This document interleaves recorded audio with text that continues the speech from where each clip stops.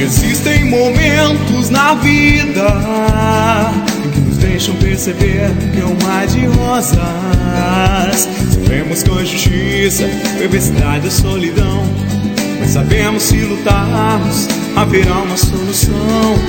No mundo em que vivemos só se vê corrupção.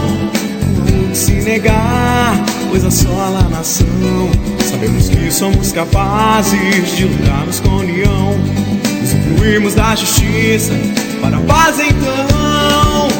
Somos capazes de vencer o mal e acreditar no que irá fluir. Jovem cansado, só quem erra ou não, mas ao mais forte não é nada não. Somos capazes de vencer o mal e acreditar no que irá fluir. Clamando ao alto, Deus irá te ouvir. Em nossa terra iremos a seguir.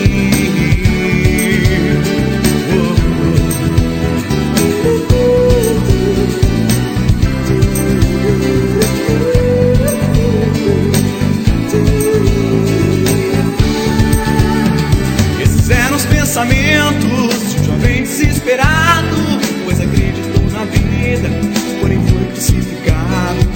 Mas haverá um dia, e se tudo acabará, erguendo os olhos para o alto, pode terminar.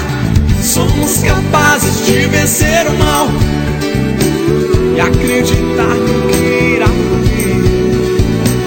Jovem cansado, só quem erra ou não, mas ao mais forte não é nada não.